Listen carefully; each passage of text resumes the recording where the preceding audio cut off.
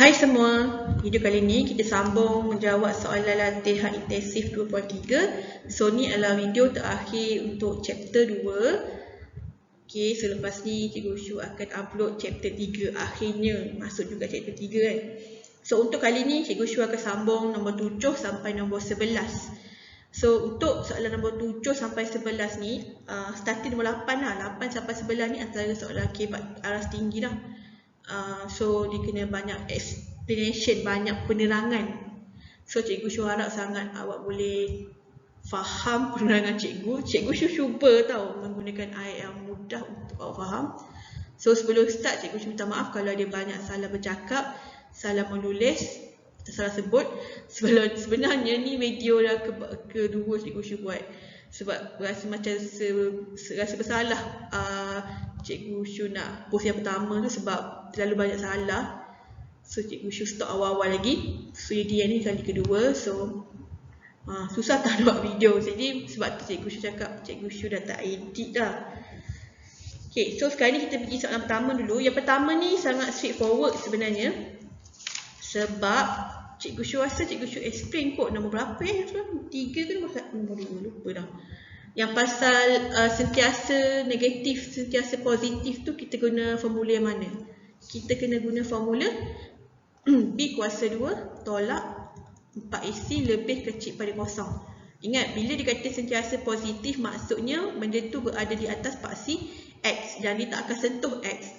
Bila sentiasa negatif maksudnya graf itu berada di bawah paksi X, dia tak akan sentuh paksi X. So dia bagi satu persamaan dan dia dah bagi dah jawapan akhir dia, tapi dalam bentuk macam ni. So kerja kita sekarang, apa nilai P, apa nilai Q. Okay, so sekarang kita masuk dalam persamaan ni. Okay, so Cikgu Syu keluarkan, Cikgu Syu susun.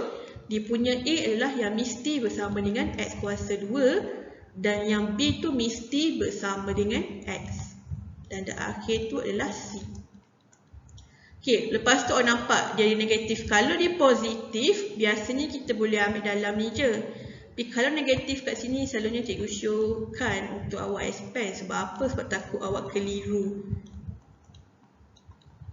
So sekarang ni kita masuk je formula. B kita adalah negatif K tolak 3. Ingat kita ambil yang ada X tapi jangan ambil X. Sebab kita nak B saja. Okay, lepas tu A negatif 1 dan C adalah 3 tolak 4K. Lebih kecil pada kosong. So Cikgu Syu harap awak dah mahir dekat sini cara nak kira. So bila kembangkan awak dapat K kuasa 2 tambah 6K tambah 9 tambah okay, lupa. Cikgu Syu pemudahkan ini dulu. Negatif, negatif, positif 4. So dalam kurungan tolak 4K. Okay, lepas tu kembang lagi lah yang ni. K kuasa 2 tambah 6K tambah 9 tambah 12 tolak 16K. Lebih kecil pada kosong. K, pemudahkan awak akan dapat. So Cikgu Syu tulis je lah. K, awak boleh kira kan. Tolong kira, awak dapat yang ni. K, lepas tu selesaikanlah guna calculator tu. Orang kata factorize. Okay, lepas tu awak akan dapatlah K tolak 7 sama dengan kosong. K dapat 7. K tolak 3 sama dengan kosong. K sama dengan 3. So bila kita dapat dua jawapan dan dia punya sini adalah ratio range, sorry bukan ratio, range julat speaking pula julat, jadi kita kena lukis graf. Okay, so paling kecil adalah 3, paling besar 7. Lepas tu julat dia tu lebih kecil pada kosong, kuasa dia kat bawah. So ingat dia terperangkap kat sini je. So jawapan akhir lah K lebih besar pada 3, lebih kecil pada 7. So compare je dengan soalannya. Soalan bagi macam ni, P kat sini, Q kat sini. So maksudnya P 3, Q 7. Tapi tulislah jawapan akhir, jangan tulis anak panah macam tu je. Okay, ni jawapan dia Alright. Maaf kalau cakap laju. Okay, next kita pergi soalan nombor 8. Okay, untuk soalan nombor 8, ni soalan kebat Cikgu cuba tau nak bagi awak faham. Okay, raja di sebelah menunjukkan sebuah jambatan PQ dengan panjang 8 meter yang melintasi sebatang sungai. Kabel menyokong ABC pada jabatan itu diwakili oleh fungsi sasul. Keadaan B dan C. Okey, cari nilai B. Okey, kalau tengok ni kan, okey, Cikgu Syu terangkan sebagai Cikgu Syu dalam keadaan student lah. Okey, kalau sebagai Cikgu Syu akan nampak lah. Kalau sebagai student, kita tengok memang tak ada idea langsung kan, sebab kenapa tiba-tiba nak cari B, nak guna kaedah apa. Tapi kalau awak tahu ni tajuk fungsi kuadratik. So bila fungsi kuadratik, awak boleh tahu nilai melalui persamaan vertex. Sebab ni persamaan. Bila awak tukarkan persamaan vertex, awak tahu bila awak tukarkan kepada persamaan vertex, awak boleh tahu koordinat X dan awak boleh tahu dia punya koordinat Y. Jadi B tu merujuk pada koordinat X ke koordinat Y. So kita cuba dulu tukarkan. Okay, so cara nak tukar, kita guna penyempurnaan kuasa 2. Okay, sebelum tu lagi, kalau awak nampak B ni kan dia punya titik minimum atau vertex tu kan, koordinat X, Y. Okay, so sebenarnya dekat sini pun kita boleh dapat koordinat X. Bagaimana? Okay, PQ ni 8 meter. Dan awak tahu juga untuk vertex ni, yang X ni adalah merujuk kepada paksi simetri. So apa maksud paksi simetri? Dia berada di tengah-tengah. So kalau sini 8, so maksudnya tengah-tengah ini adalah 4. So jadi koordinat kat sini adalah 4 dan Y, yang kita belum tahu lagi lah Y itu berapa. So maksudnya kat sini kita dah tahu dah koordinat X tu, paksi simetri tu. So sekarang ni kerja kita cuba dulu ubah. Boleh tak dapat? So bila awak nak tukarkan kepada penyempurnaan kuasa 2, ingat keluarkan 1/8 tu supaya dekat sini X kuasa 2 sahaja tambah 8BX. Sebab bila awak darab ni, dapat balik ni BX tu tambah dengan 8C. So make sure sebelum awak nak proceed buat penyempurnaan kuasa 2, cuba kembang balik ni, dapat tak persamaan asal. Kalau dapat tu maksudnya dah betul lah. Sebab kadang-kadang kita silap. Yalah, manusia kan sentiasa buat kesilapan. Okay, lepas tu kita buat penyempurnaan kuasa 2. So Cikgu Syu harap awak boleh faham secara laju ni Cikgu Syu pernah ajar. Kalau first time tengok video ni, boleh tengok video lama. Okay, so lah X kat sini tambah, okay, 8B bahagi 2, dapat 4B. Okay, 4 kuasa 2, 16, B kuasa 2, B kuasa 2. Lepas tu darab balik lah, 1/8 X tambah 4B kuasa 2, tolak, okay, yang ni darab ni dapat 2B kuasa 2. Yang ni darab ni dapat C. Okay, so sekarang ni B tu boleh pada koordinat Y dan juga boleh pada koordinat X. Tapi koordinat Y kita tak tahu. Yang kita tahu adalah koordinat X. So jadi samakanlah. So ingat kat sini positif kan. Bila kita keluarkan akan dapat negatif 4B sama dengan 4. So B adalah negatif 1. Okay, so sekarang ni suggestion Cikgu Syu adalah bila awak dapat soalan yang macam ni, yang tiba-tiba minta koordinat B ke C kat sini, cuba tukarkan kepada persamaan vertex. So bila awak tukarkan kepada persamaan vertex, awak akan ada idea untuk mencari nilai tu. Percayalah. Okay. Okay, next kita pergi pada B. Okay, cari julat nilai C. Ingat kalau cakap julat, mesti simbol lebih besar atau lebih kecil. Dengan keadaan titik minimum B ni, pada kabel itu sentiasa berada di atas PQ. Ingat, sentiasa berada di atas ataupun sentiasa positif. Kita merujuk pada persamaan B kuasa 2 tolak 4AC lebih kecil pada 0. Ingat tak yang soalan 7 tadi tu? Kalau dikata sentiasa berada di bawah ataupun sentiasa negatif, kita merujuk pada B kuasa 2 tolak 4AC lebih kecil pada 0 juga. Okay, so sekarang ni kita dah tahu dah nilai B tu negatif 1. So masuk je lah dalam persamaan tu sama dengan 1/8 X kuasa 2 tolak X lah. Sebab B ke 1 kan, tambah C. So masuk je dalam formula ni. So B kita adalah negatif 1 kuasa 2 tolak 4. A adalah 1/8. C adalah C juga kan. So lebih kecil pada 0. Okay, lepas tu pemudahkan lah. Ni 1 tolak. Okay, ni potong. Ni 1, yang ni dapat 2. So dapat negatif 1/2C lebih kecil pada kosong. Pindahkan 1, dapat negatif 1/2C lebih kecil pada negatif 1. Okay, lepas tu pindah 2. Okay, awak dapat negatif 2. Okay, lepas tu tukarlah sebab dia negatif kan. So dapat C lebih besar pada 2. So inilah jawapan dia. So clue untuk yang B adalah bila dia kata julat 1. Lepas tu dia kata sentiasa berada di atas PQ. So awak boleh merujuk pada formula ni lah. So ingat, untuk tajuk fungsi kuadratik ni awak tak akan lari daripada formula ni. Dan juga tak akan lari dengan penyempurnaan kuasa 2, mana tukarkan pada persamaan teks. Okay, next kita pergi C. Cari nilai C jika B adalah 2 meter di atas PQ. So 2 meter.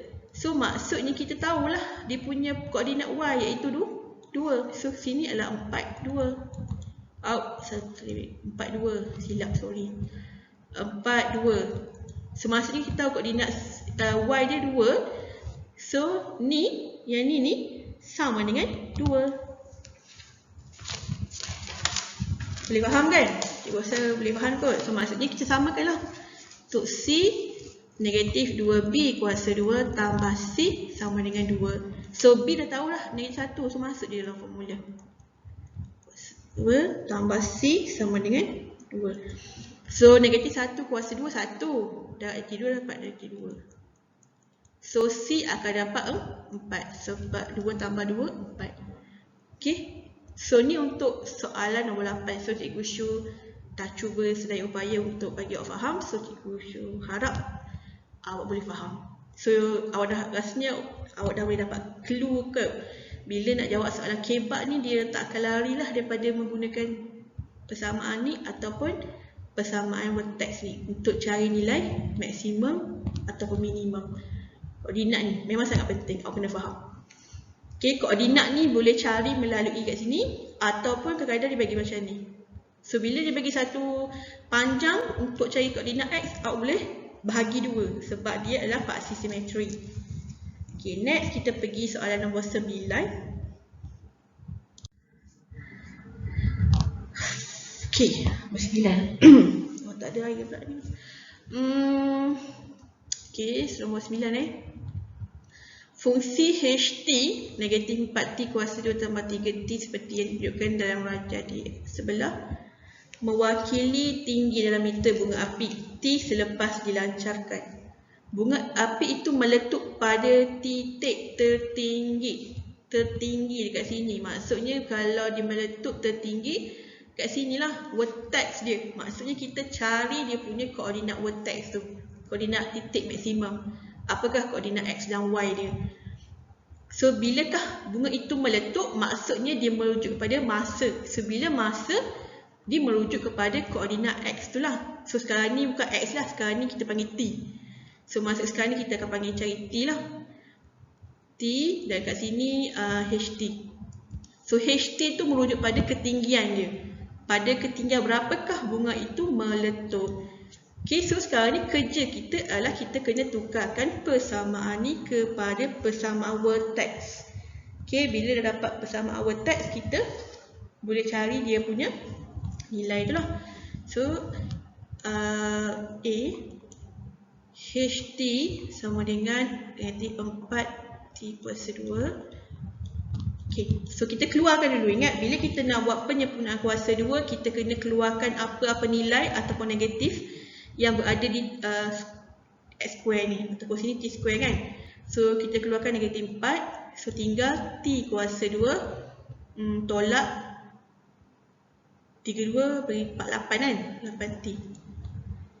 Okay, lepas tu kita barulah buat penyempurnaan kuasa 2. So ingat, kuasa 2 tolak, okay, tak ada C kan. So tambah kosong lah. Kalau awak nak buat tambah kosong, kalau tak nak buat tak apa. Tapi kalau nak permulaan ni boleh tulis kat situ.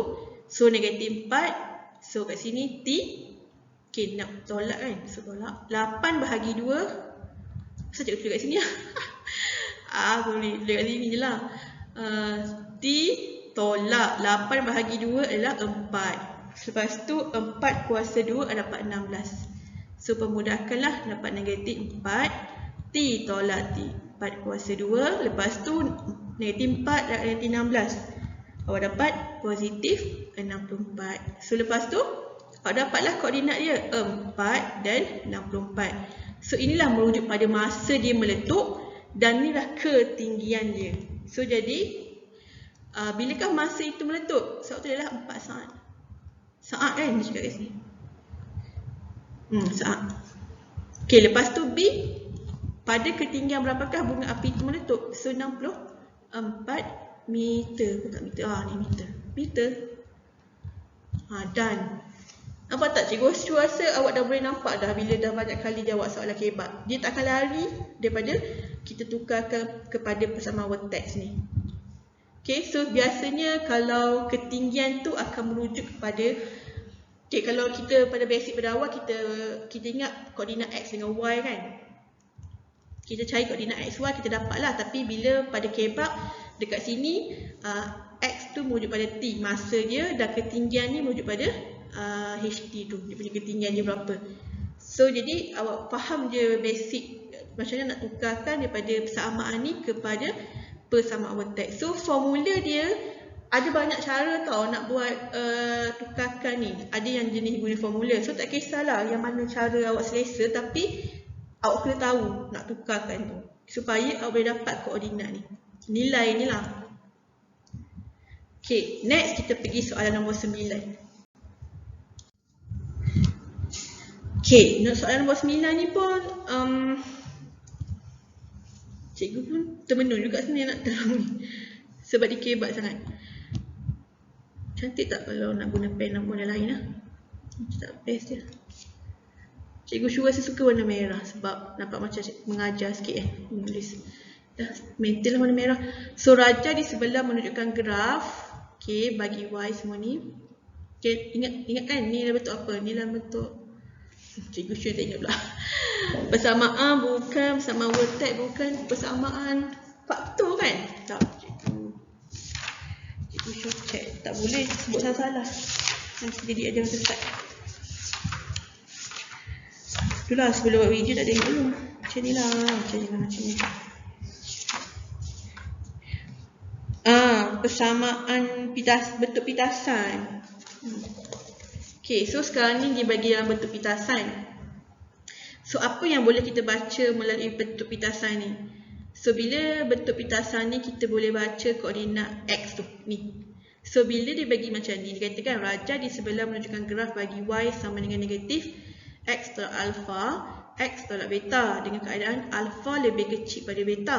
So bila kita keluarkan koordinat ni, maksudnya persamaan ni akan bersilang dipaksi X sama dengan alpha, X sama dengan beta. Tapi kat sini dia cakap alpha tu mesti lebih kecil pada beta. So maksudnya alpha ni kat koordinat A dan beta ni berada koordinat B. Okay, tu yang awak boleh baca untuk berdasarkan maklumat daripada sini ke dalam bentuk graf. Okay, boleh faham kan? Sekarang ni ditanya apa? Diberi bahawa M ialah titik tengah bagi AB. Titik tengah bagi AB. So maksudnya M tu berada di tengah-tengah. So ingat bila berada di tengah-tengah, M tu, koordinat M tu boleh merujuk kepada paksi simetri. Dan juga kita boleh katakan dia adalah koordinat X bagi titik maksimum ni. Okay, boleh faham kan? Okay, so sekarang dia kata ungkapkan panjang yang berikut dalam sebutan alpha dan beta. Okay, so sekarang ni kita buat soalan A. Ni tak ada jalan kerja tau, dia macam ada kena faham. So panjang OA. O ni adalah dia punya asalan tu kat sini. Okay, so O kepada A, apa yang kita jumpa? Alpha kan? So maksudnya OA tu adalah alpha. Tu je. Sebab tahu alpha tu ada di sini. Lepas tu B. O pada B. Daripada O ni kepada B. Apa jawapan dia? Beta. Macam tu. Boleh faham tak? Cikgu sure agak awak boleh nampak lah sikit. Mungkin first macam keliru sikit, tapi itu cara nak cari dia. So O kepada A, maksudnya dia jumpa koordinat ni lah. Koordinat ni apa? Alpha. O pada B, stop kat sini, beta. Okay, kalau OC. Mana OC?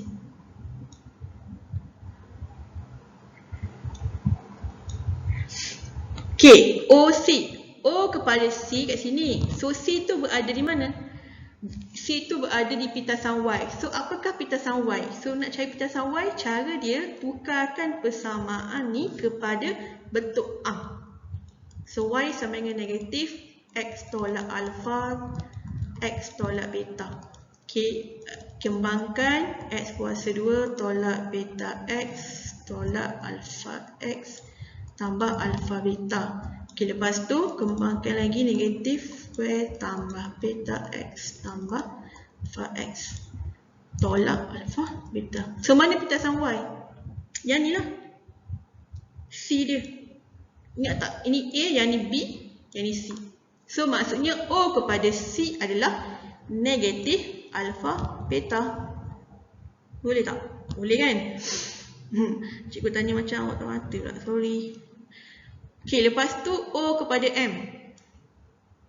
Okay, O kepada M. M kat tengah-tengah ni. Macam mana nak cari M?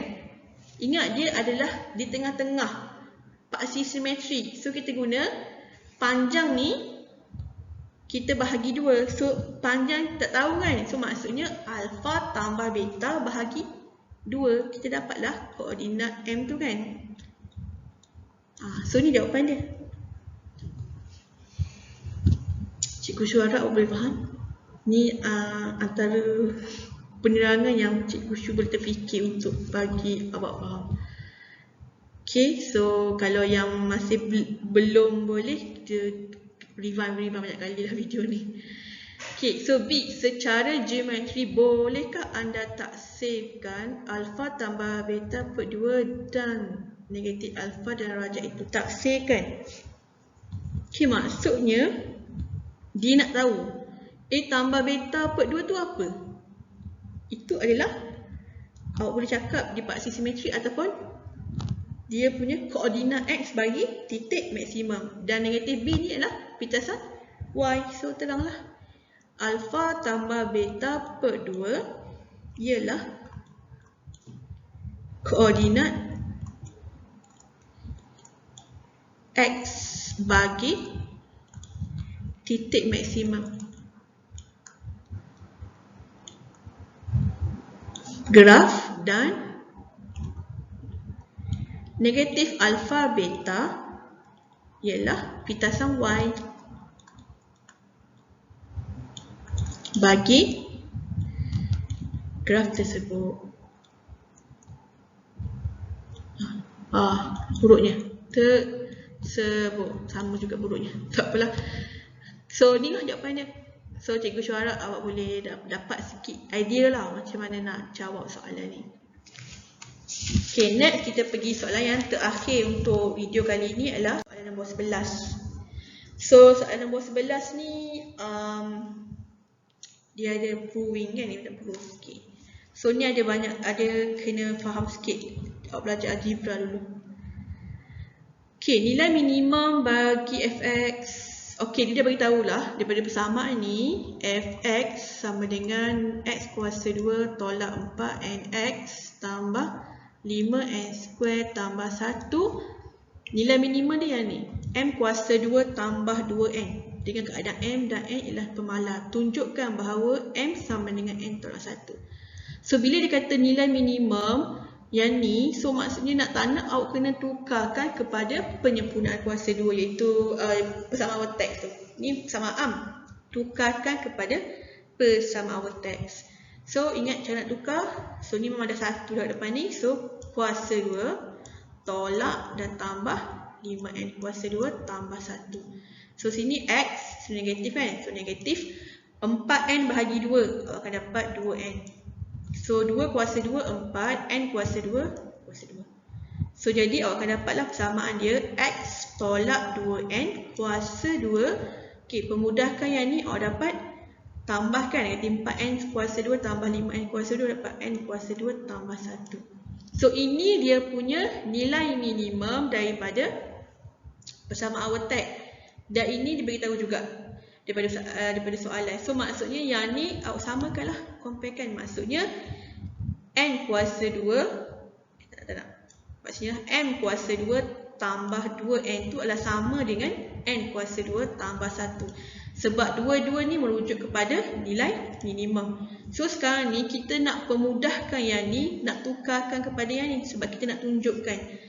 So bila dikata m sama dengan 2, m sama dengan n tolak 1, maksudnya m ni nak duduk seorang-seorang. So 2n ni pindah sana. So bila m tu 2n ni pindah sana, so kita boleh dapat satu persamaan kuadratik. Betul tak? So bila nak tukarkan persamaan kuadratik, ni tolak kan, sebab ini positif. Cuba awak tekan kalkulator. Okay, bila awak tekan kalkulator, UN tu awak akan dapat satu jawapan je kan. Maksudnya dia mempunyai punca yang sama. So maksudnya kat sini dia punya punca adalah n tolak 1, n tolak 1 juga. So nampak tak benda yang sama kita boleh gabung. Kita gabung dapat n tolak 1 kuasa 2. So dua-dua ni ada kuasa 2. So cara nak buang awak boleh puncakan kuasa 2 belah ni. So yang tinggal hanyalah m sama dengan n tolak 1. Okay. Inilah jawapan akhir dia.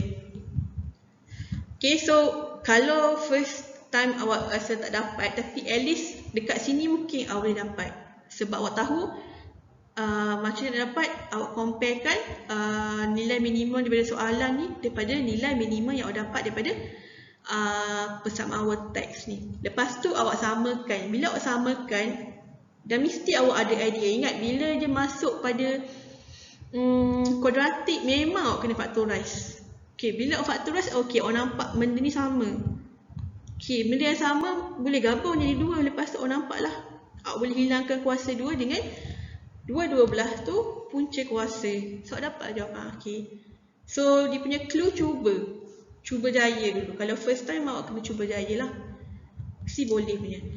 Okay, so cikgu Chua harap sangat awak boleh nampak untuk buat tajuk ni, fungsi kuadratik. Tak kisahlah soalan apa ke, kebak ke apa, clue dia adalah awak memang kena pandai tukar daripada persamaan kepada persamaan word text.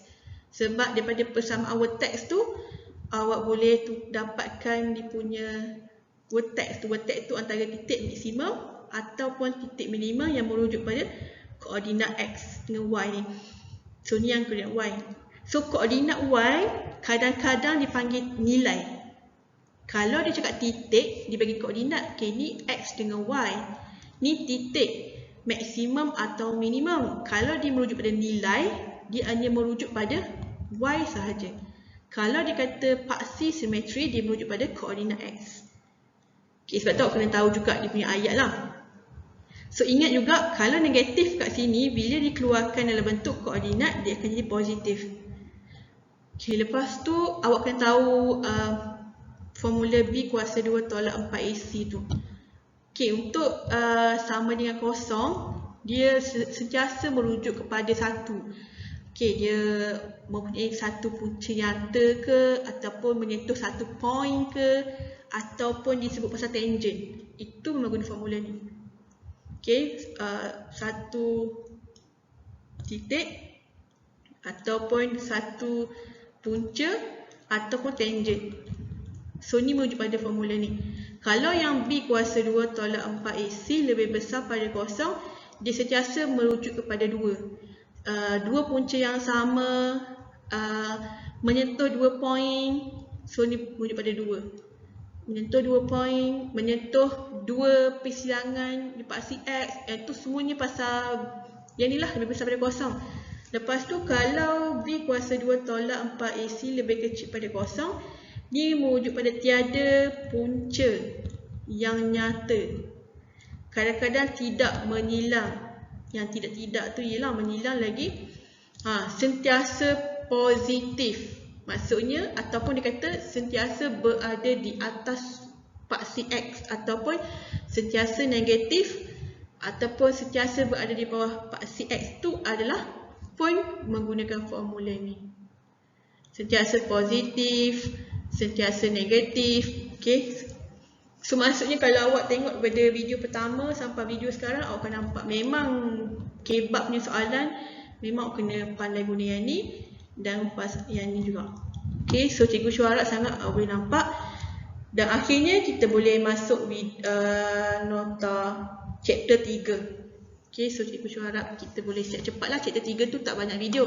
So next video Cikgu Syu akan beritahu berapa total untuk video chapter 3. Okay, so terima kasih semua untuk mendengar banyak cakap pula kat sini video kali ni.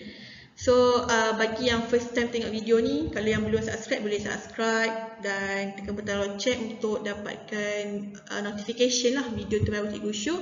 Dan boleh share juga kat kawan kalau awak rasa video Cikgu Syu berguna. Okay, so jumpa lagi untuk next video. Terima kasih semua, bye.